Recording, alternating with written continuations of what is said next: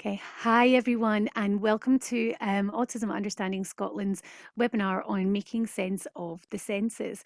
Sensory processing is one of the biggest issues that we discuss at our organisation, so we're thrilled to have so many people coming along this evening to talk about it with us. But anytime I go to a webinar, I always want to know who are the people that are running it. Why should I be listening to them? And so we've got a little bit here for anybody who is new. My name is Marion McLaughlin. I am the CEO at Autism Understanding Scotland. I'm a late diagnosed autistic woman. So I was diagnosed autistic just coming up for 4 years ago now. I'm a former primary school teacher, and I worked for quite a long time in schools in Aberdeen. I'm also the mother of an autistic child, and I'm a spokesperson for the Scottish Government Different Minds campaign. Flick, who are you? Hello, I am Felicity or Flick. I will answer to either. I am the senior autism practitioner here at Autism Understanding Scotland.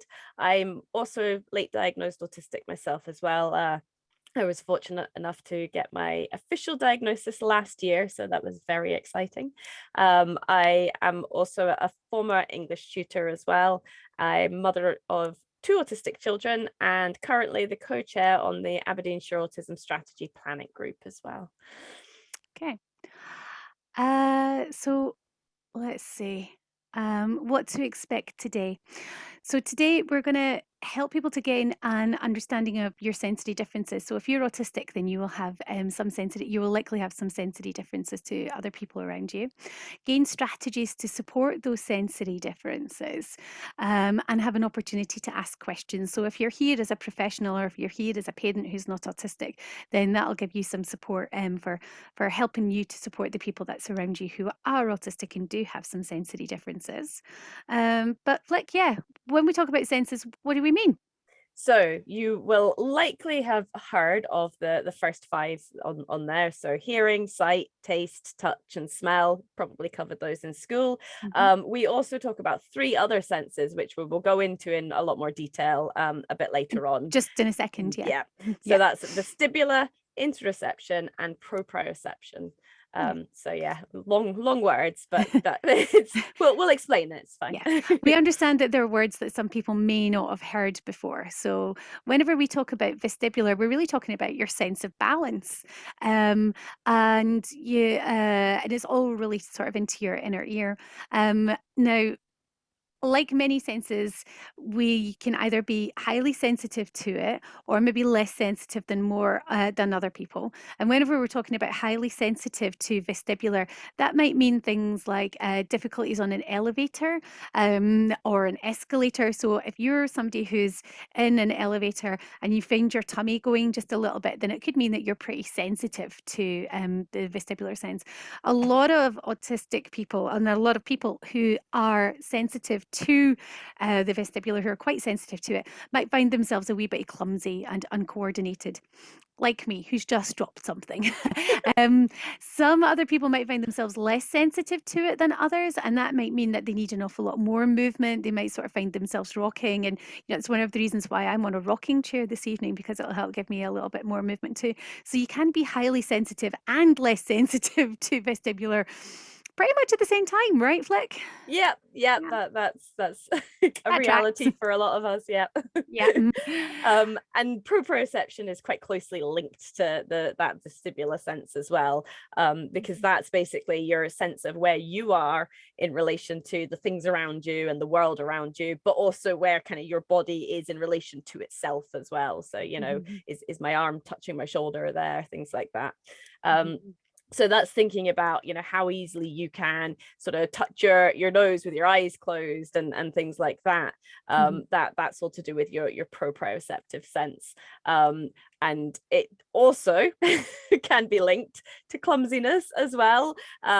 So yeah, if you don't have that good sense of where you are in relation to other objects around you, you might be a bit more likely to kind of bump into things. I swear that the baby gates that we've got in my house, because I've got a puppy at the moment, jump out at me. I swear they move constantly because I always have bruises on my thighs from walking into them. And you'd think I'd get used to where they are, but I just don't. I just constantly bump into them. And that is, yeah, sort of that proprioceptive sense, along with that vestibular as well when I'm moving around.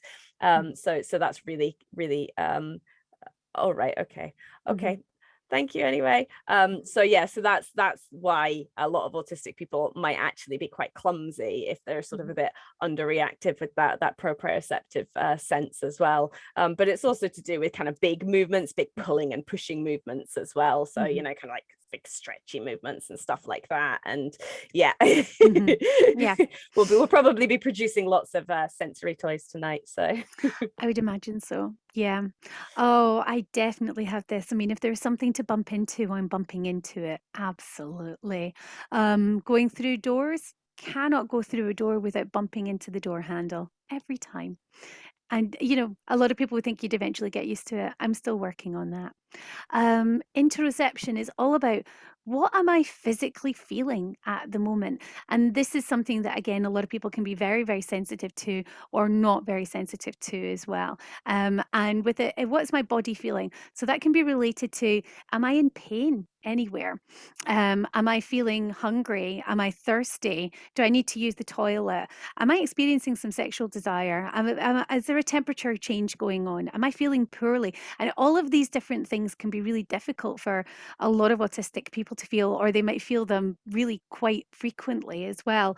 Um, and I know that my own experience as an autistic person is very, very often that I'll be so engrossed in something, I'll be so involved in something, and it's taking up my entire attention, so much so that I don't notice that I'm feeling hungry or thirsty or I need to use the toilet or that there's been a temperature change until my attention has been broken. And then at that point, that might be whenever I start feeling these things. And it can be the same with pain and illness as well, right? Pretty yeah. much all of them. Yeah. Yeah, Hmm. absolutely. We don't necessarily recognize those signals in the same way that other Hmm. people would. Yeah.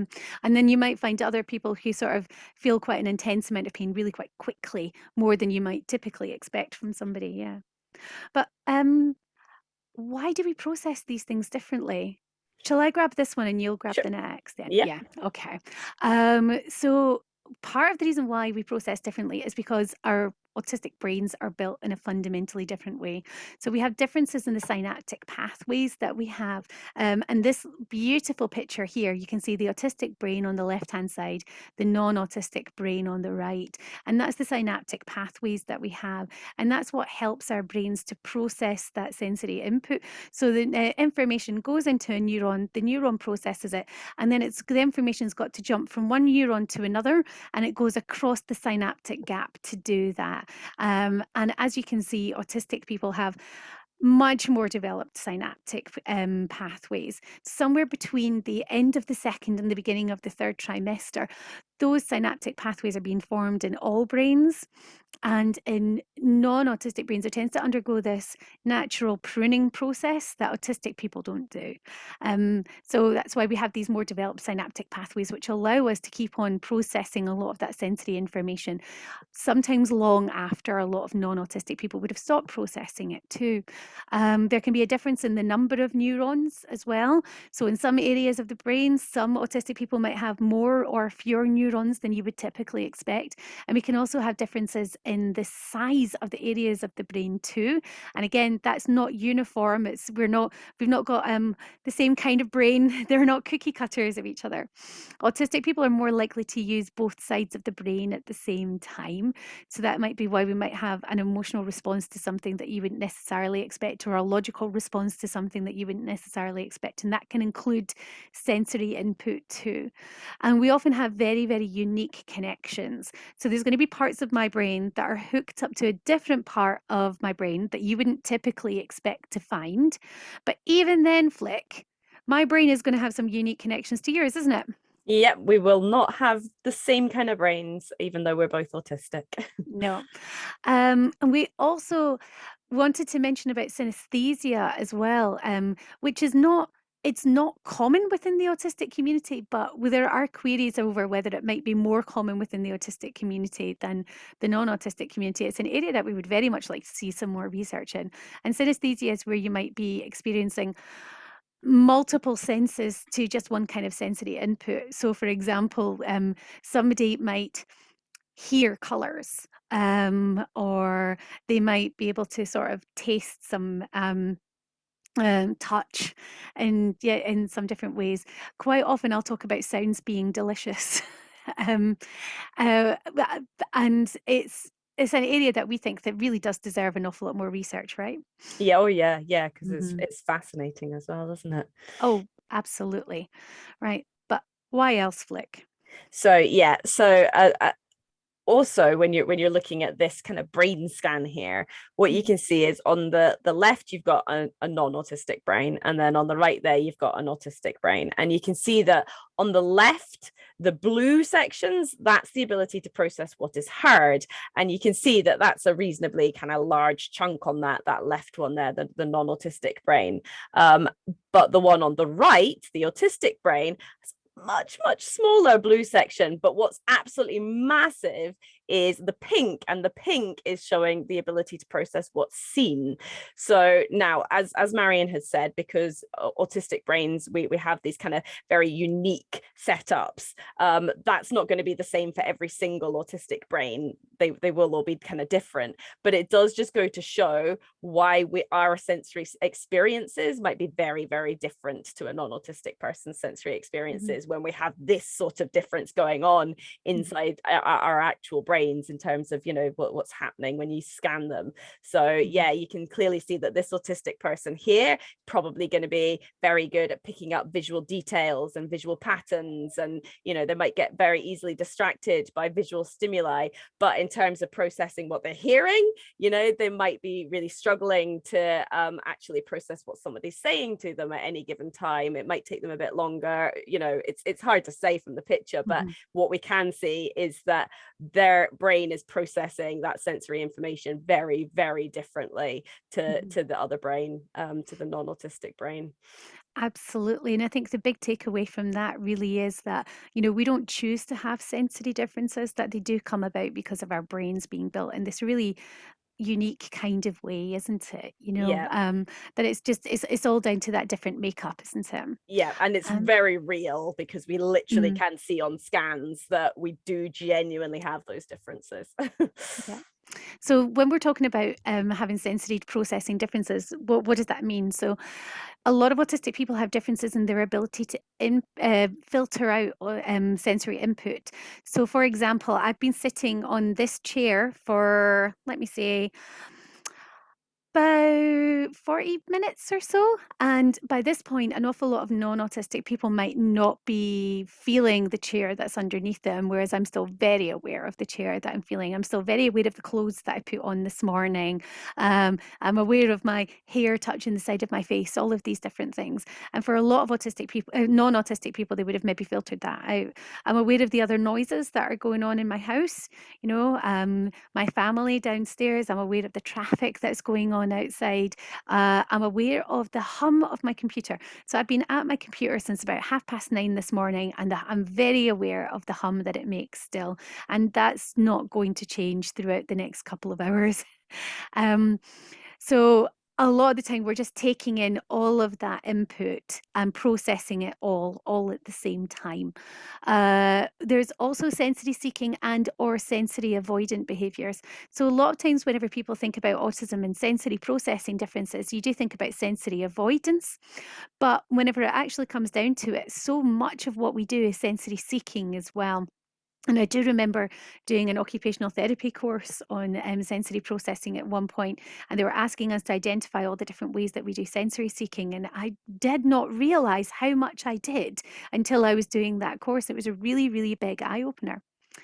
Sometimes we can experience a bigger range of sensory input as well. And I think hearing is a fantastic example of this one, isn't it, Flick? Yeah. Um, yeah. Do you want to say? I was just going to Yeah. say, yeah, yeah, Yeah. absolutely. Yeah, in terms of, the Mhm. pitches we can hear, for instance. Yeah, we can. Yeah, there is the mosquito that gets put outside some shops, and the idea is that it creates a really high pitched whine that you would only expect maybe teenagers to hear. But we know of autistic adults in their 30s, 40s who are still able to hear that because they have that ability to process that bigger range of sensory input. That can also be that extra sensitivity that you might find to clothing labels, right? Yeah, absolutely. Yeah, which are just awful. Why do Hate they do clothing them? labels. I'd far rather it came with like a little tag that you could take off with the washing instructions, but I'll jump off my soapbox for that one. Now, sometimes that does mean that some sensory input can be more distressing for some autistic people than you would typically expect. But equally, the flip side to that is that that some sensory processing can be even more soothing than you would typically expect. And that really leads beautifully into sensory bliss. And if you haven't heard of sensory bliss before, if you hadn't really thought about it, sensory bliss is one of the single best things about being autistic. I mean, it's up there with autistic joy, really, isn't it? Um, but sensory bliss is when you're able to access some sensory input, which just absolutely calms you down and makes you feel so much more relaxed. And it can work really, really quickly if you know your sensory profile. And I think the big thing about this is that our sensory experiences are fluid throughout the lifetime, but they're also fluid throughout the day. So, what we can tolerate as autistic people in the morning might be different to what we can tolerate at lunchtime, which might be different to what we tolerate at tea time, which might be different to what we tolerate at bedtime. And Flick, you're going to sort of talk us through about what can impact our senses, aren't you? Yep, yep. So there are lots of things, sort of external, and also some internal things that can influence how we're doing in terms of our kind of sensory needs. So stress or anxiety can hugely change our sensory needs at any given time. Typically, for me at least, being very stressed or being anxious makes me a lot more sensory avoidant with some things and a lot more sensory seeking with others. So I might find really sort of a lot of noise, a lot of cumulative noise, much more difficult to deal with if I am stressed or anxious. But on the flip side, I might find something like a really soft, fluffy, lovely, cuddly toy. I did say that I'd be showcasing something like this. Falcor. My Falcor dragon. Mhm. Much more soothing because I would be seeking out, that sort of sensory input. Also, how tired we are, that can play a huge part as well. How well rested, how much sleep we've been getting, how hungry we are. Mhm. Whether our interoception has actually allowed us to remember to eat. Mhm. If not, that can have a big impact as well. Hormonal changes, that's a huge one, isn't it? And Oh, massive. I Mm. think that's one of the big ones that can really have a huge impact on our sensory needs throughout our lifetime. So, going through things like puberty or the menopause or pregnancy can really, really change your sensory profile very significantly over quite a short space of time sometimes. How safe we feel as well. If we're in an environment where we feel safe, then our sensory needs might be very different to if we're in an environment where we're actually feeling quite unsafe. How we feel about the people around us as Mm. well, sort of linked in a little bit to how safe we're feeling, but also just, how relaxed we might be feeling, whether or not we're able to use our own communication style, or we're having to kind of, tailor that to a different communication style. All these sorts of things can really impact how we're processing sensory information, and also past trauma as well. And unfortunately, I mean, most autistic people do end up sort of with trauma from living in a world that's really not actually built for us. And that can really play a part as well in terms of how we're processing that sensory information, and what our sensory needs might be at any given time. Oh, definitely. Absolutely agree with that one. And there's so many, and again, because it's so fluid, all of these little things can have that either big or small Or impact at any point in our lifetime, can't it? So, even if you do know what your sensitive profile is, you have to be aware that it might be changing change. quite significantly. Yeah. And sometimes that can be hard to deal with, but it is what it is, and you just need to Mhm. adapt to your new needs. Absolutely. So we thought we'd have a little look at what it's like to be autistic, and dealing with sensory processing in practice. And we thought that we would choose the supermarket because that does tend to be a place that so many people, regardless of your age, regardless of your background, so many of us do experience this. Um, and it was quite tricky actually thinking about this for us because we're like, oh, we ended up sort of putting our hands over our ears at various points whenever we're writing these things. Harsh bright lights in supermarkets, especially whenever you're at places like the fridge and the freezer. They have these really bright lights, and if you're sensitive to light, that can be really, really tricky. Music. I very, very rarely shop in supermarkets that have music on in the background these days because it's just an extra layer of background noise for me to filter, which can be really, really tricky again. Tannoy announcements. So even if they don't have music, if they've got tannoy announcements going on every 5 minutes, check out this deal here. Have you downloaded our app? Be careful to leave, 2 meters between you. So many tannoy announcements. And those can be quite difficult because you might be thinking it's nice and quiet, and then all of a sudden there it goes. Crying children. And yeah, sometimes these things happen.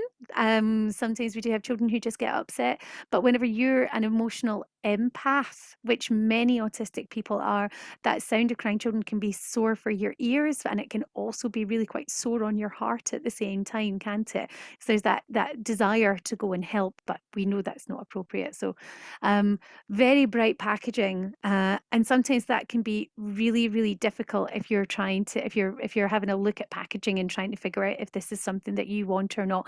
And if it's that bright, then it can be really hard to sort of figure out sometimes. And it can be very visually busy, and there are some aisles that might be a little bit easier than others. I don't usually mind the toilet roll aisle because Yeah. it's big blocks of the one thing, and that's all right. But then if you go to somewhere like where there's a lot of cans or a lot of jars or something, then it tends to be really quite, you got one kind next to another, next to another, next to another, next to another, and that can be quite a lot to take in. Very strong smells. Now, this is one of those areas where that can be good and bad. Going past the fish aisle, for me, not great. Going past the bakery, however, is like I've gone to heaven. So that kind of makes up. And I'm really pleased that in the supermarket that I usually use, you have the fresh fish, and then after that, you get the bakery part. So then I know I've got the bakery bit coming up. That's always a really nice help. The trolley and the cages noise, I really, really struggle with those because sometimes they can absolutely come out of the blue. And especially if you've got a really rickety trolley that you just don't know where it's going to go, and you're already struggling with some proprioception, if you're already struggling sort of with your vestibular input, that sort of thing can be really quite tricky. People bumping into you as well. I remember at the beginning of the pandemic thinking that this might not be such a big issue in supermarkets. I was wrong. I was quite sad to see that. It's maybe not quite as much as there was before, but you still do get people accidentally bumping into you. And again, as somebody who doesn't always know where she is in space, sometimes that somebody is me. But if you're really sensitive to touch and somebody brushes past against you, um, I can sometimes be feeling that sensory input for a good couple of hours later, which can sometimes be quite tricky. Tills and handheld scanners, beep, beep, beep, beep. Um, and it's not uniform. It would be okay if it was uniform and then we knew when to expect it. 3 seconds, beep, 3 seconds, beep, 3 seconds. That would be okay. Could maybe cope with that. But since it's absolutely all over the place, I mean, there's more as well, Flick, right? It's. Yeah, absolutely. I mean, you go through your senses, and you sort of go through each aisle in your mind in the supermarket, and there's just so much. It's just this kind of onslaught of sensory information, isn't it? And the temperature changes as Yes. well, right? and the different Absolutely. parts. Yeah. Should I Mhm. kind of be bundled up? Because when I'm going Mhm. through the chilled section, I'm going to be feeling really cold. But then, oh, later on in the supermarket, especially if it's crowded, might actually be quite hot. And oh, that's really tricky. Yeah. Yeah, and you go from a hot car to the cold outside into the hot supermarket, and then you go to the cold frozen aisle, the cold fresh aisle. Yeah, it's it is a bit of a sensory onslaught, really, isn't it? But there is so much that some autistic people already do. So the next slide, there might be some things that you do already do, and there might be some ideas for things that you can do as well. Oh, sorry, there we go.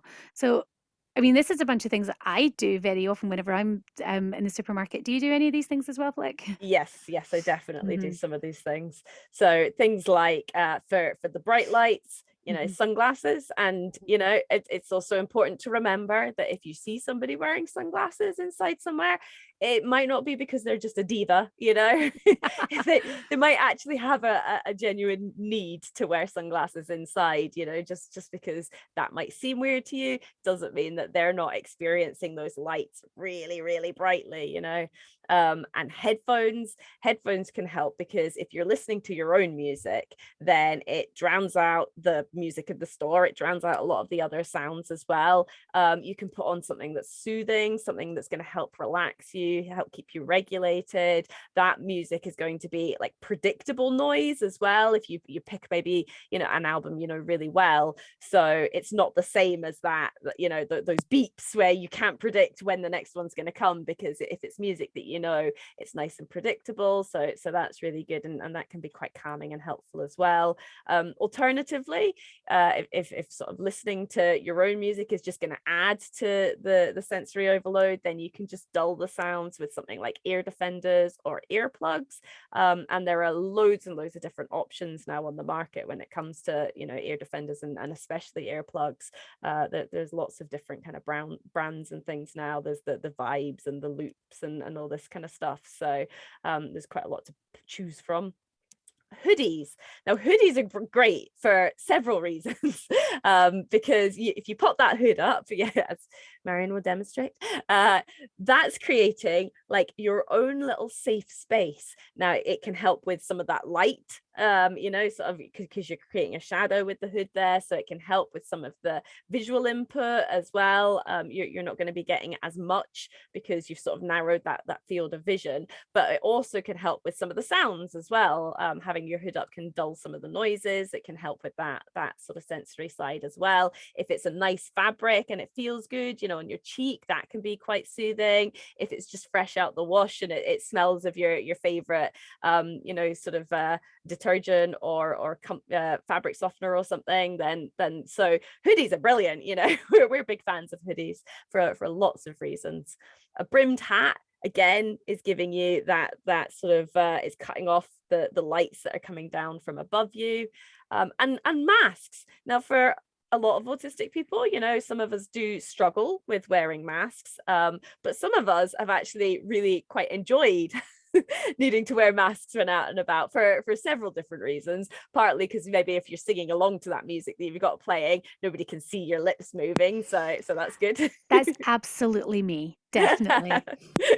So that's great. Also, you're kind of not expected as much to smile at people and acknowledge people, so that's good. But from another sensory point of view as well, for some people, they quite like having that pressure on their face. Or again, if it smells of your favorite fabric softener, that's a really nice smell. Or you can even dab something onto your mask that you enjoy the smell of as well. So that could be a really good one. And using a strong scent that you like is just a good tip in general. And you can dab it on your mask, you can have it on your sleeve as well, you can have it on a tissue or something that you've got with you, on a bit of cotton wool inside a little tub or a bottle or something. So there are a few options. You can have sort of essential oils or your favorite perfume, or whatever it is that you're going to find, that the autistic individual will find soothing. bringing along a supporter can be really helpful as well, because then you've got somebody who can actually help you with your sensory needs. You've got somebody who can kind of make sure that people aren't going to be bumping into you if needs be. You can stay with the trolley whilst they dash off down the fish aisle, if that's a smell that you're not liking, to go and get things for you. So for a whole host of reasons, if possible, having someone along with you, a trusted individual who can actually help, that can be really, really handy as well. Having communication cards too. I know that we developed a COVID card with NHS Grampians, so that's a really good option to have. And you get different communication cards available online. Sorry, Marion, were you going to add something there? No, I was just going to say that with the one that we developed, you can completely customize it so it can say whatever it is that you want on it. You So can you can print discuss it your off. sensory needs. Yeah. Yeah. Yep. Yeah, you can either type it up and then print it off, or you can print it off and then write in, and you can put in any information that you might want other people to know. For instance, if you feel like you might experience some situational mutism when you're in a supermarket, because you get overloaded by all that sensory input, and then you're worried, well, oh, what if I go mute but I need to actually tell somebody something? Well, you can have it on that card there ready. And there are other communication cards as well that are available to buy and things. So yeah, that's a really handy one.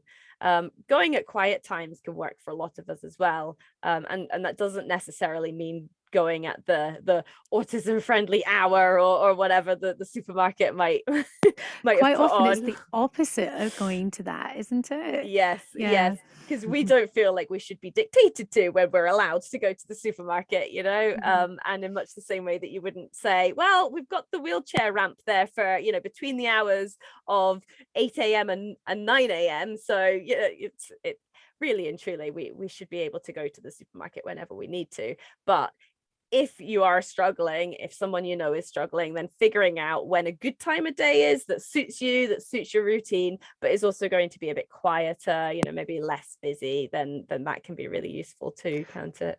Google can be quite handy for that, because if you search up a store on Google, then it'll often tell you when the busiest times are. So then you can have a look and you go, right, okay, Saturday evening from about 5 o'clock isn't actually too busy, but if I go at 3 o'clock, then it might be a little bit more. So you can have a look at your own schedule and you can have a look at those times as well. And I've done that before to work out whenever is going to be the best time for me to visit somewhere. Yeah, I mean, as well, if you're able to, and I appreciate that not all autistic people will be able to, and again, this is where having a supporter might be really helpful. The staff can often be really helpful with that as well. I've asked checkout staff, because it can vary so much from supermarket to supermarket. So when is your quiet time at the moment? Especially when COVID hit and it seemed like suddenly people were shopping at totally different times of the day, and I was trying to figure out, right, so when's the quietest time now? And I asked a cashier on the checkout, and they were actually really, really helpful in listing all the sort of most quiet times. So that was really useful as well. Yeah.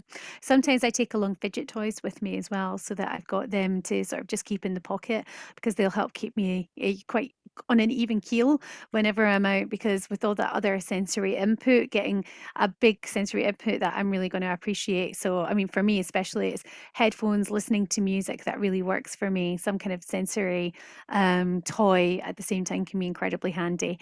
So yeah, I mean, there's so many things that many autistic people already do. And if you're autistic and you don't already do some of these things, if you're supporting autistic people, you can always recommend some of these things too. And that's just a starter, isn't it? And I think, Yeah, have a think, and see if you can come up with some of your own as well, because there are so many options, aren't there? oh, absolutely. And it's just knowing what one's going to work for you. So it's really good to try some things out and see what that's actually going to be like, isn't it? Yeah. Um, but if you're wanting to figure out how to support your sensory differences, there's a few things that we would recommend. So, first off, developing a sensory profile. Our first recommendation for this is always go and see an occupational therapist. They're the ones who are best qualified to be helping you to put together a sensory profile. However, we know that sometimes that can be really difficult to get access to, especially with waiting times. So we worked with a lovely former colleague of ours to develop some guidance on putting a sensory profile together, which our lovely colleague Julie, I'm sure, can put the link into our chat. And if you're developing a sensory profile, it's all about, so what are the sensory inputs that you like and that you dislike? And on our sensory profile, it goes through each of the senses. So what are the smells that you like and what are the ones that you really, really dislike? What are the smells that you find particularly soothing and what are the ones that you find really, really triggering? So for me, soothing smell could be, oh, peach, jasmine, that sort of thing I find incredibly soothing. So that can be really, really handy if I've got access to those sort of smells. Um, Lavender, I find really difficult. I know many people find lavender a very, very soothing smell, but not me. I find that really, really, really hard. So if you're supporting somebody who is autistic, be aware that the things that might be really triggering for them might not be the kind of things that you would typically expect. Chemical smells, I mean, I really don't like the smell of air freshener an awful lot of the time because it's got that little chemical base to it. Are you similar as well? Yeah, it's that sort of synthetic thing, isn't it? It often is quite Mhm. off-putting, actually. Yeah. And I think investigating sort of these different supports. So, do I feel comfortable when I'm wearing sunglasses in the supermarket? For me personally, yes. But for some other people, they might not.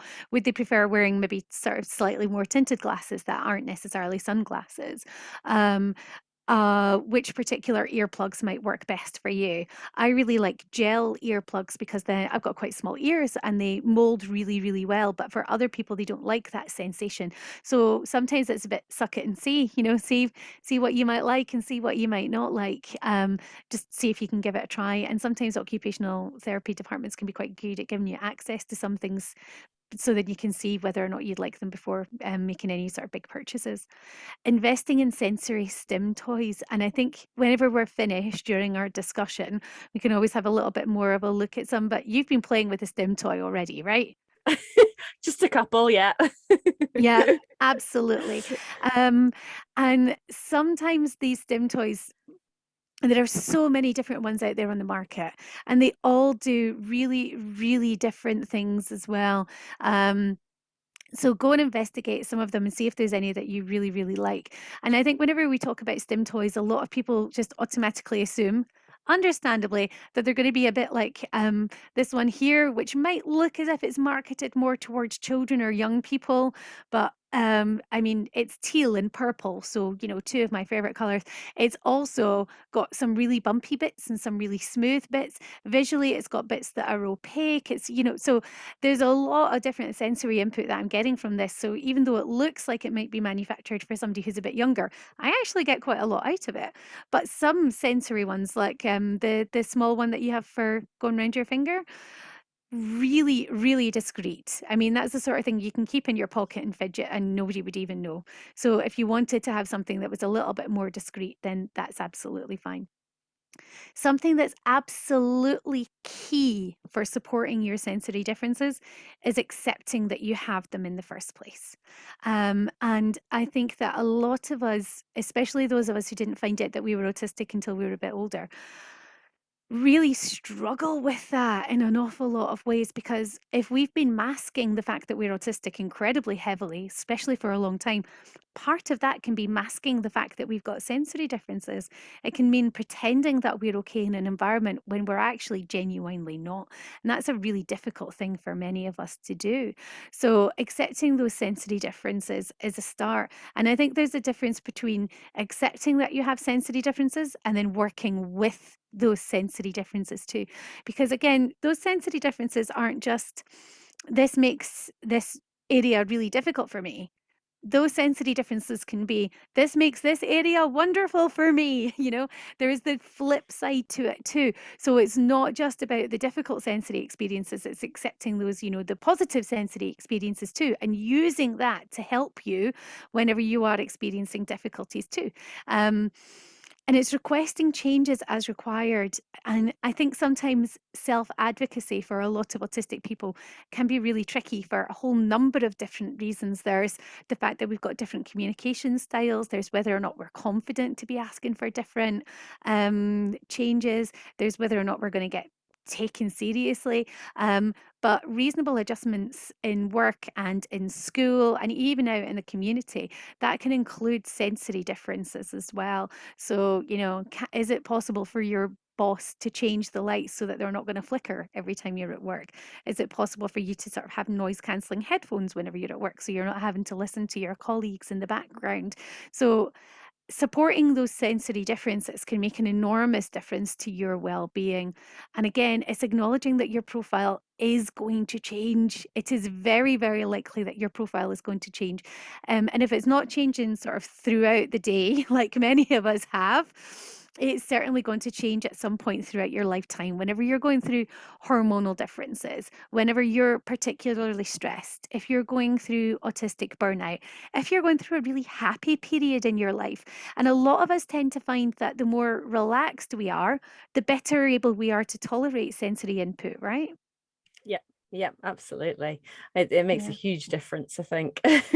Oh, I mean, it's completely enormous, and that's not to say that we can tolerate any sensory input at all whenever we're calm and relaxed and happy. That's definitely not the case, but it sometimes makes it a lot easier. Yeah. But yeah, the more stressed we are, if we're anxious, if we've got depression, these things can make sensory input much more difficult at times. Yeah. Um, but how about so we can take some specifics? Yeah, so we'll look at each kind of sense now, and we'll have a think about some of the changes that potentially might help certain autistic individuals. And as we've kind of said, these things are not going to work for everyone. It is a bit of a sort of trial and error kind of idea. So yeah, we'll go through each sense. And for hearing, already mentioned when it came to the supermarket, the ear defenders can be really useful actually. And I really didn't think that I needed ear defenders at all. I've always complained about noise, about struggling to sort of hear and process people talking if there's background noise and things, but I didn't think that ear defenders would work for me. I'm an adult, and I'm a mother and a professional. No. But eventually I did actually buy a pair. They were purple, so they were very funky looking. And I put them on one time when I went to the supermarket, and I sort of forgot that I was wearing them going around the supermarket. And when I got to the till, I kind of thought, "Ooh, I'm going to take these off so that I can talk to the cashier." Took them off, and whoa, it was like being smacked in the face with all the noise suddenly coming back again. And I just hadn't realized how much of that sensory input that they'd been dulling for me, and what a big difference it was actually making to my ability to focus on my shopping, to find the things that I needed to kind of stay regulated. It wasn't until I removed them again that I actually realized what a big difference they were making. So you might think, nah, ear defenders are not for me, but if you can maybe borrow a pair and just try, then you might be surprised. Autistic people that might be surprised. Noise cancelling headphones. I know loads of autistic people who swear by their noise cancelling headphones. Yeah, my husband as well. He's got a pair. So yeah, they can be absolutely fabulous. Swimming plugs. So all the different kind of earplugs and things that you get, it is a case of trial and error to see which ones might work for you, but swimming plugs might be one that does help. Turning off unnecessary electrical equipment, because electrical equipment is really noisy actually, and for some autistic people, we're so sensitive to it that some of us can actually hear the electricity humming in the walls, which is something that other people might have dismissed as being a complete nonsense, but genuinely the sound can be really quite difficult for a lot of us. So yeah, it's that's a tricky one. So making sure that there aren't any on that don't actually need to be on can be really, really useful for kind of getting rid of a lot of that humming and whining and sort of screeching and all the different noises that you can get. And then you might be wondering why we've put lamps instead of strip lighting in the hearing bit. You're like, oh no, they've made a mistake. That should be in the visual part. No, because strip lighting again is so noisy. It's horrible humming noise that it makes. So yeah, for an awful lot of autistic people, for both the visual and the noise, we really quite dislike strip lighting a lot of the time. So having something else, having a different option that's not going to be making the same kind of noise can be really helpful for lots of us as well. Yeah, I mean, I remember sort of being a teacher and being in the classroom, and between my laptop and the kids' computers and all the rest of it. I mean, it wasn't a huge amount of tech back then because it was 10 years ago. But even so, some of the noise that it made really was quite something. And I was in a school not so long ago and doing a presentation in person. And the room that I was in, there was this humming noise, and it was sort of, it was coming from the lights as well, I think. And whenever I sort of pointed it out, one of the teachers was, yes, somebody else has noticed it. This is fantastic. Yeah. Oh, sorry, could I ask you to mute? Thank you. Yeah. Um, and that teacher felt so vindicated because other people hadn't really noticed that noise that had been going on. So it can make a huge difference. And again, I think it's that difference in pitch. Sometimes some of us are a little bit more sensitive to hearing those different pitches, aren't we? Yeah, yeah, we Yeah. are. I did have a friend who, when they were going out into town, would have in-ear noise cancelling headphones, and then would put ear defenders on top of them, just to really make sure that the noise from everything came out. They absolutely swore by it, said it really, really helped them. So yeah, so you can double up with some of these things if you want to. We did make sure that they were taking them off, or at least one ear out, when they were crossing the road. I think that's the really big thing, is making sure that you can still do that for keeping yourself safe in some of those areas. Yeah. Um, Sight, so the visual. So yeah, sunglasses or tinted glasses, not just for divas inside, not just if you've got, a platinum record out at the moment. So they can be really, really handy, just for taking the glare off of things. Soft lamps as opposed to large overhead lighting again.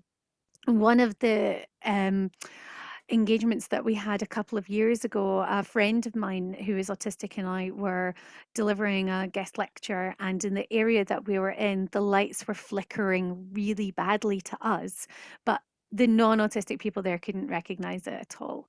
As far as they were concerned, the lights were okay. So we might see a flickering light where other people don't necessarily see that flickering too. Um, Lava lamps, timers, and fish. So these are things that can help to provide some extra visual input for somebody who might find that really, really soothing. I remember being in my late teens and just desperately wanting a lava lamp more than anything else, because I really just wanted to be able to watch it sort of glooping up and down. And to me, it was incredibly soothing.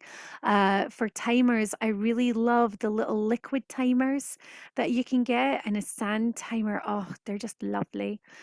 Bubble timer, and the bubble tubes that you can get as well, can be great. And some bubble tubes have got little plastic fish in them, which can be an awful lot of fun. But I do remember as well, one of my colleagues and I visiting an area where they had some fish tanks, and it was really, really nice just getting to sit and watch the fish swimming around about. I found it really soothing, even though we were in the city centre. This was great. No, it was just They're, absolutely lovely. they're kind of like a living lava lamp, aren't they, fish? I always think it's Oh, it's just, just yeah. beautiful. Yeah, it's one of the things I always love about going to visit. I think Dobie's on the Langstrath near where we are, is they've got all the fish that you can go and sort of see just swimming around. And for me, that's just incredibly soothing, watching them swimming around. I'm wondering if I'm talking myself into buying some fish now. Let's not talk about that too much before I go and start ordering fish tanks. So sometimes it can be really nice to get that additional input into things, especially if you're feeling quite anxious. Oh, some of those videos of people cutting kinetic sand. Do you remember when that was quite big a couple of years Yes. ago? how huge So was that? soothing. So very soothing. Um, oh, sometimes the speeded up videos of, plants growing. That's another one that I know quite a lot of autistic people had really enjoyed in the past. So a lot of these things can sort of be quite good. I think most sort of my last point on that was whenever I was a primary school teacher, I was very, very, I didn't realize I was autistic at the time, but I was very careful to make sure that the sensory environment suited my sensory needs, which consequently helped an awful lot of other autistic people's. One of the things that we used to do was I would tend to have one wall dedicated to one large big picture. So a lot of the walls would have lots of little things, here's these words, here's this, that, here's the next thing. But I would have one big wall that would be dedicated to one picture, and then that would make it quite easy just to see that wall. And if I was getting a bit overloaded from, the phonics wall or the maths wall, then I could look at that one, and that would make it just that little bit more chill. So that's quite a handy thing. I think some primary schools are being quite careful with the colours that they're putting out as well, so that it's not just big clashing primary colours. It's not just red, yellow, and blue. They're looking at different colours that they can put in that might be a little bit more muted, which for some autistic pupils would work really well. Yeah. Have you anything to add there, or have I just talked a lot? No, I think that was all good. Fab. Okay. How about touch? So yeah, when it comes to touch, you might find that a lot of autistic people will have a preference with either tight or loose clothing, and it might not necessarily stay the same. There are times when I get dressed in the morning and I might feel like I need to wear something quite tight fitting. I want to have that good kind of sort of squeezy touch on me, and then it gets to maybe midday and I think I need to go and get changed immediately because this is not working for me anymore and I need something more loose fitting. I quite often get that with tops that come up around my neck. Sometimes I can have them really quite tight up around my neck, and then other times I really need something that's going to be a lot sort of looser around my neck. So yeah, figuring out what clothing is going to work for you, whether something that's going to be sort of hugging you a little bit is going to give you good sensory input, or whether you're going to find that a bit distressing and you want something a bit looser. Soothing fabrics, and this is not going to be the same for everyone, because for instance, I love the feel of velvet, but my husband dislikes it intensely, so very different sensory needs. So there are different fabrics that might be soothing for some people. They might not be soothing for everybody. Some people might like something really fluffy. Others might like something that's a lot more kind of, maybe something like denim, which is going to be a lot kind of harder and maybe have a slightly rough quality to it. So finding the fabric that works for you. A lot of autistic people don't like lacy fabrics because we find that kind of scratchy and sort of or tickly or things. So yeah, kind of making sure that you're wearing fabrics that are going to work for you. Do you need natural fibers, something like cotton, or actually are you going to be better off with something a bit more man-made?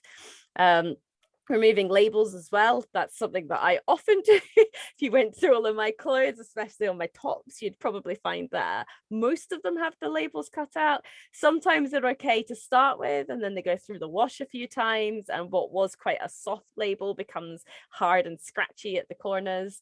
So yeah, that can be a really handy one. I've got a little kind of seam unpicker, actually. Well, I say one, I've got loads of them. I bought a pack and I've got one in every room, basically, so that if I suddenly decide, no, I need to get rid of this tag, it's really easy to kind of remove that.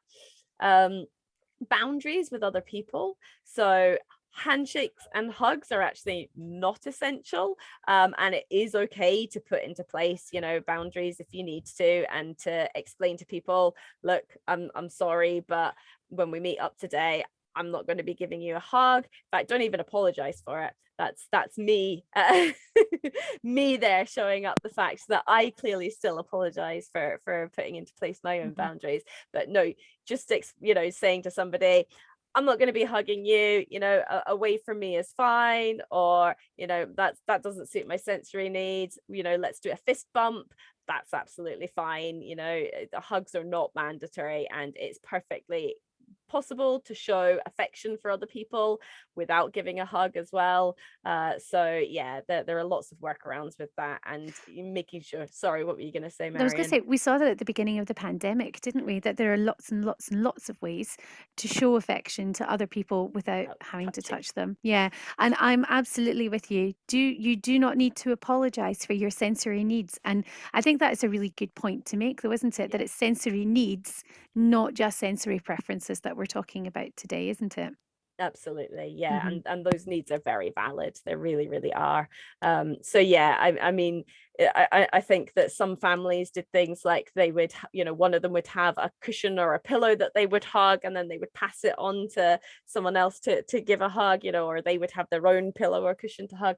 There are ways to do this, to make sure that everybody needs are being met and nobody's boundaries are being trampled.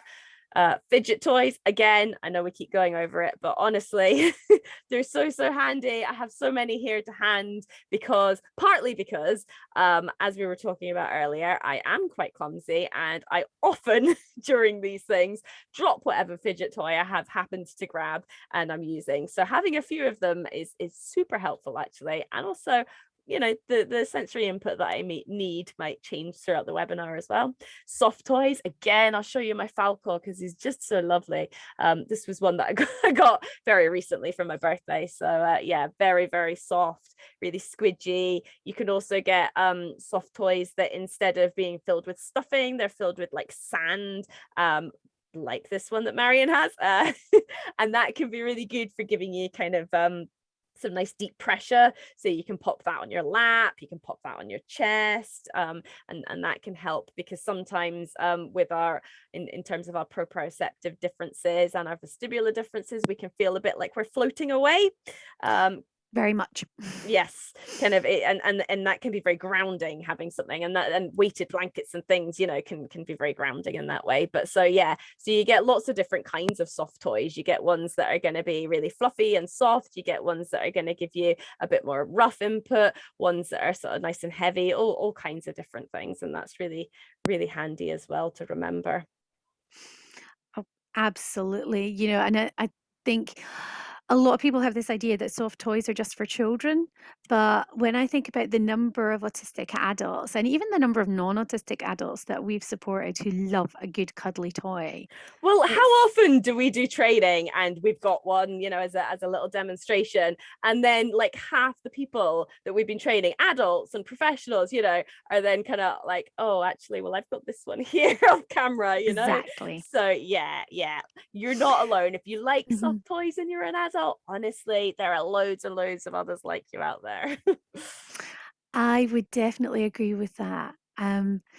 Olfactory is one of my biggest senses that I sort of have to deal with an awful lot of the time, because I tend to be incredibly sensitive to it, especially after pregnancy and perimenopause starting.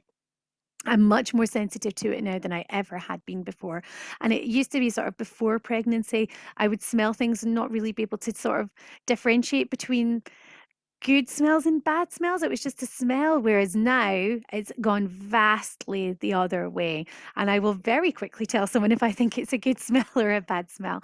Um, for some people, using essential oils can be fantastic for helping them out, for just helping to calm them down if they're feeling a little bit more, because that scent might be associated with a really pleasant memory, for example. And I think that the olfactory sense is one of those ones where so many people can just really be transported back to a time and a place whenever you smell something.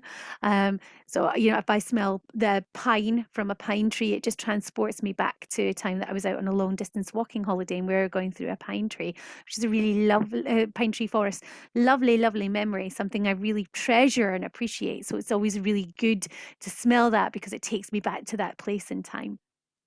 Some autistic people really love candles as well, and several of my friends who are autistic have had absolutely enormous collections of different candles, some of which are scented as well. Some autistic people really do struggle with them. So places where there's a really strong scent. So there are some shops that you might go past and there might be a really strong scent. And for people like me who are incredibly sensitive and find strong smells difficult, some of us will end up crossing the road so that we don't have to go past that shop. But for some autistic people who are sensory seeking whenever it comes to olfactory, that's just like candy for them, really, isn't it? I Yeah. feel like places like Lush, autistic people either avoid completely Mhm. or they're just drawn to. I mean, the products that they make, some of them are just absolutely fantastic, but I physically can't go past the shop because I find it so overwhelming. And the same with places like, perfume shops and all the rest of it too. They do a wonderful job. They're fantastic. But as somebody who's incredibly sensitive, I've literally had to leave shops before because the smell has been so overwhelming. I've gone into places where I've maybe bought a balloon for somebody's birthday, a big helium balloon for somebody's birthday. And then we'll be like, okay, we'll just be a couple of minutes while we fill it up. And I'll say, I'll be outside. You can catch me there because I cannot stay in that area any longer. And that's okay because that is me just sort of saying what I need and going ahead and taking it. Yeah. With some of us who are autistic, especially if we have other autistic family members too, you might find people eating in separate rooms, especially if you've got different dishes. And I think we're going to talk about taste in the next slide as well with you, Flick, which kind of leads in quite nicely after this. But if you've got a couple of autistic people who maybe need to eat different meals, the smell of one person's dinner can sometimes be quite tricky. And especially if you're like me and you love mushrooms, some other family members might think that that's just the pits and they don't want to be anywhere near that. That's fine. And eating in separate rooms for some meals or even every meal is absolutely okay.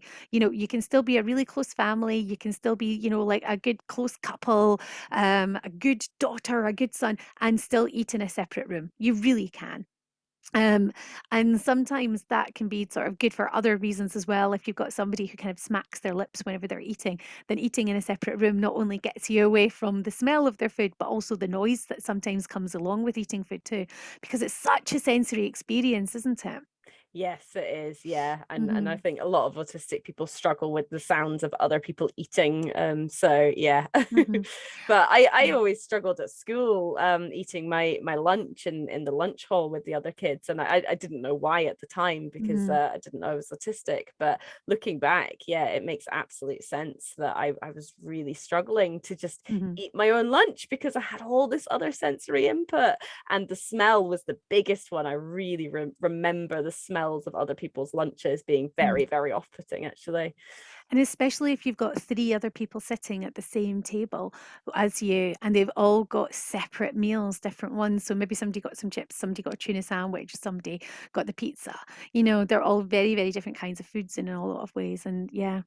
But non-scented soaps and shampoos, I think you've got a little bit more experience in that area than I do, Flick, because you've bought a few more than I have, haven't you? Yeah, well, I certainly need to use an unscented antiperspirant. I cannot handle any of the scented antiperspirants or deodorants or anything because I just end up associating the smell with the smell of sweat. And so then I put it on in the morning and I'm like, oh no, I smell of sweat. And I'm like, no, that's not it's the smell of the deodorant. So yeah, it took me a while to figure it out. But yes, I need to have unscented antiperspirant and also hand cream as well. I Mm. remember them being sold out of my unscented one once in the shop, and I was like, it's fine, I'll be fine with the scented one. It was really unpleasant, actually. Mm. It can be really hard. And I remember sort of whenever we first went into the first lockdown, my favorite soap wasn't available anymore. And then just going into the bathroom when there was that different smell every time was something that took me quite a long while to get used to. And it took about a year before I was able to find a different soap that had a scent that I actually really liked and that I was happy to go into. It's such a huge part of our everyday experience. And for somebody who's really sensitive to it, it's enormous. It Anyway, is, yeah. And taste. taste. So you do get unflavored toothpaste. There was one Aura Nurse that was actually developed by parents of autistic kids because they the children really struggled with that strong flavor of toothpaste. Often, it's mint, and a lot of autistic people might really struggle with strong flavors like that. So having something like an unflavored toothpaste can be really, really good. Some autistic people might like really spicy food. I am the opposite of that. And I've got curries before. When I used to live down in Glasgow, there was a place that did brilliant curries, but I could not eat them because they were so spicy. And I would say to them, look, could you make this one extra mild? And they go, it is extra mild already. And I'm like, well, it's too spicy for me to eat. And even adding loads and loads of like yogurt or creme fraiche or something, it was just too spicy for me. So you might find that some autistic people love just that really, really intensely spicy food, and then some of us are gonna really struggle with just the mildest of spice. So working with a dietitian can really be helpful if you have or if an autistic person that you're supporting has ARFID. So this is actually, it is a kind of eating disorder, and what does it stand for? It's the it's gone from my head now. Avoidant restricted intake of Food food, intake. and avoided restricted food intake and diet. Yeah. Okay. Mhm. So that's quite a common one for autistic people to have. Thank you, Shannon. Thank you. Avoidant restrictive food intake disorder. Well done. Um, so working with a dietitian is going to be really useful if you or someone that you're supporting does have that, and it is that one that's very, very common for autistic people because of the different textures, because of the different flavors, and it can mean that we end up with quite a restricted diet sometimes. But it's really important to make sure that if you're trying to encourage somebody to try new things, if you are trying to try new things yourself, that you're making sure that, for one thing, meal times are a stress-free environment, because trying to eat can actually be really tricky for a lot of autistic people for all the reasons that we've mentioned so far, and piling stress onto that is really not helpful. Especially if you're maybe supporting autistic children, if you have autistic children yourself, it's really tempting to kind of set these hard rules around food. Well, you have to finish all of your X before you can eat Y, or whatever it is, but you ate that meal last week, so you will sit there and you will finish it.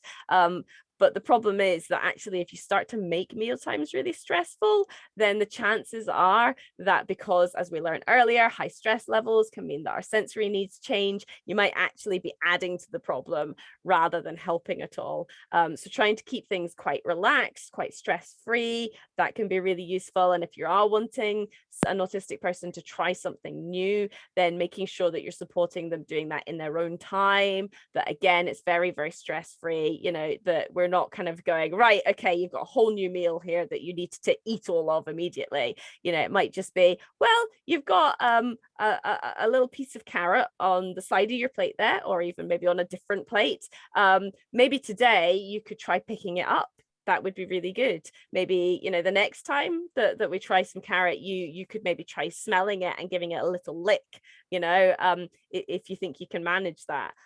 So taking it really slowly, sort of making sure that you're not actually rushing the autistic person. I know that for myself, I do struggle to try new foods, and if I feel like I am being forced into it, then basically my response is going to be no. Whereas if I'm given the option, and I'm given a lot of freedom, and I'm given the space to do it in my own time, chances are I will sort of give it a little try at some point when I'm feeling able to. If you choose. If I I think we choose. could come back and sort of talk about food, like just as a whole topic by itself another time, couldn't we? Oh, Yeah. definitely, yeah, there's Yeah. loads to unpick there. Mhm. There's so much crossover with the vestibular and proprioception that we thought that we would sort of just put both of them in together, because so much of it is related to supporting with our clumsiness as well. So we did sort of mention things like elevators earlier on. I take the stairs pretty much everywhere if I possibly can, which is quite good for me anyway. Baby bumpers. So if you've got a small child, you might have the little rubber or foam bits that you can put around your living room tables, that sort of thing. Sometimes they can be really handy for autistic people who might find themselves bumping into them all the time, so that they're not then hurting themselves on the edge of it. Wobble cushions can be great for some of us as well if we're needing to get a little bit more movement whenever we're sitting, so that they can just help us to move around that wee bit extra. Swing chairs and hammocks. I just got a hammock chair last week and it is fantastic. I'm absolutely loving it. And it's so comfy and really, really reassuring. So going into it just makes me ridiculously happy. I think I'm going to be looking at several different sort of chairs that we can swing from the frame now, because it's just working so well in my household. Weighted blankets can be brilliant if you're feeling incredibly anxious. For some autistic people, they can be quite warm sometimes. So there are some points in the year where they might not be quite so great. And if that's the case, then as Flick said, some of the weighted toys like this little dude here can be really, really handy just to even put on your chest or on your shoulders. We know some people who have put on draft excluders around their shoulders, that sort of thing too. So anything that might be heavy. Heavy rucksacks can be incredibly handy. So, for example, whenever I'm going into the city centre, I know that there's going to be a lot of sensory input. And if I have on a heavy rucksack, that is going to make me feel an awful lot more grounded. And sometimes I'll put things into that rucksack that I know I'm not going to need. So, can I put in a really big, heavy water bottle rather than a water bottle that's actually the size I'm going to need? I might well do something like that. I think crunchy food can be really, really good for that proprioception as well. Not eating at a time that you're not hungry. Obviously, you shouldn't be eating unless you're actually feeling that need to be doing it. But it can give you that really good, carrot sticks, especially for this, right? Yeah, So good. really Hmm. good. And if you're not hungry, then something like chewing gum to Hmm. for if you're needing that Yeah. chewing motion, that can be good. Hmm. Yeah, definitely. It can be really handy. I think some of those the jewelry, the chewing jewelry can be quite handy for that too. Just to again keep you a little bit more grounded. I am quite one for sometimes just putting my necklace in my mouth without even thinking it. Sometimes it's yeah. Just one more sense to go. So now we're on to interoception. So it can be really handy if you know that you're less likely to kind of be getting that interoceptive input, that you're not going to be processing it, to set timers to remind you to do things so that you're not relying on those internal signals if maybe they're not going to be working for you. So, a timer for when you need to eat or when you need to drink or when you might need to use the toilet, that can be really good to make sure that you're not getting maybe hyper focused on something and then forgetting about those needs until you're leaving it too late. Taking time to stop and think about what's actually going on in your body as well, consciously actually kind of checking in with yourself and thinking about, am I right, so how am I doing? Am I too hot at the moment? Am I too cold? Am I thirsty? Do I need to have a drink at the moment? Do I need the loo? And actually really sort of thinking about how you are feeling, because yeah, quite often it's not that we don't necessarily experience the sensations at all, but it can be really really easy for us to overlook them. Sometimes that's because we have been told throughout our lives that what we're experiencing is wrong. No, that's not too spicy. No, it's not too scratchy. Stop making a fuss. You're being overly sensitive. That's not too loud. So we do start to turn off sometimes to those signals. So we need to make a bit of a conscious effort to actually check in with what's going on with our body. Learning how what other signs there are as well, of how you might actually be feeling, that can be a really good one as well, so that you're not necessarily needing to rely on those interoceptive feelings, or if you are, that there are ones that you maybe pay more attention to than others. That can be really good as well. And yoga can be really good for helping you to become a bit more attuned to how you're feeling, thinking about what's going on with your body. That can be a really useful one. And a lot of our service users do practice yoga. That's one that I do actually as well. And I've been finding that really useful. Menstrual tracking as well can be a really handy one. That can help you to explain sometimes why you're feeling certain things. Because yeah, you might kind of be thinking like, why is my body feeling really kind of heavy at the moment? Oh well, if you have in your tracker, and you can check where you are in your cycle. Oh well, that's why. Well, that makes sense now. Why am I sort of feeling really sore? Oh, okay, well that's why. All right, well that explains it. So things like that can be really useful, just to keep on top of what's going on with you physically. That's a handy one to do. Absolutely. And I think it's something that can just be so there's so many different apps that are out there, and you can use diaries and things like that to track. So it's sometimes just getting the executive functioning to use them, right? Yes. Which again is a whole other webinar Yeah. Yes, and finding the one that works for you for as you. well. Hmm. Yeah. Yeah. We thought that we would finish off by sharing this picture from Tony Ruth, and it's all about equality and equity, justice. Um, the world that we're in, whenever it comes to sort of dealing with sensory input, is not designed for an awful lot of autistic people. Many of the environments that you're in, especially outside the home, isn't geared up to be looking after you, which means that those people who are non-autistic around you, those people who don't have sensory differences, are going to get on an awful lot better. So it's going to be far easier for them to go ahead and be in that environment. Equality, where everybody has the same sort of thing, isn't necessarily going to work for everybody. As we can see from this lovely picture, even if you've both got step ladders, have you still got the same access to the things that are going to be out there? So your colleagues might not need ear defenders, but you might. So that's okay for you to need them. Equity, sort of customizing tools that address that inequality, is great in some ways, and we think that it's a really good step in the right direction. But really, that justice is making sure that the environment is going to be able to suit people so that they don't necessarily have to be asking all the time for different resources to be able to have that same access to an area, so that you're able to go into that area and not be feeling overwhelmed straight away. And that's why we created our sensory accessible environment profile that people can go through, and they can use it as a tool to figure out, is there anything that we can change in this by using the environmental checklist that we can do that's going to make it easier.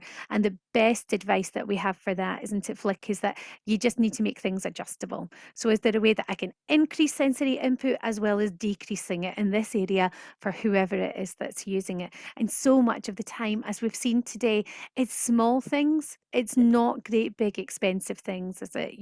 We don't need to be necessarily knocking down all the old buildings and building them from scratch with autistic people in mind. As lovely as that would be unreasonable.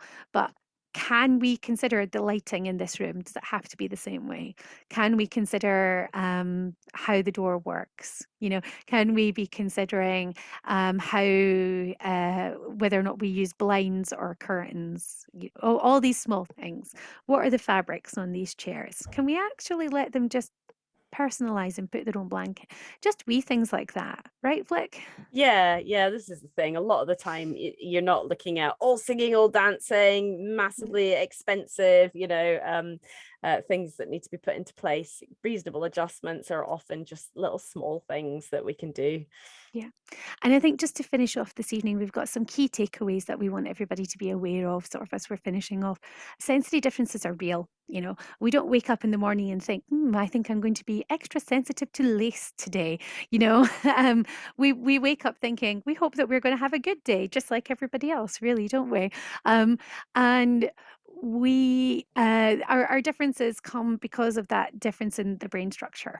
And our sensory needs really are fluid, very fluid, an awful lot of the time. And getting that understanding that they are going to be really changing means that you can sort of put some better supports in. We do not filter sensory input in the same way as non-autistic people do. We absolutely just don't. The vast majority of us really struggle to filter out sensory input. And that means that we're processing so much more all of the time, which can be really tiring. You can use supports and strategies. You can be advocating for reasonable adjustments. These things can be done. And I think when you ensure that your sensory needs are getting supported, your quality of life can really vastly improve whenever we do that. And I think so many of us struggle to accept that we have these sensory differences. But once we do and we start working with them, what a difference we tend to feel, right, Flick? Oh yeah, no, absolutely. And even if Hmm. if you don't think that you have these sensory needs, or you don't think that you have them to the extent where it's worth trying out any of Hmm. these ideas, honestly, it can make a huge difference. Absolutely. So I think I will stop our recording there. So for those people watching it, thank you so much for joining us.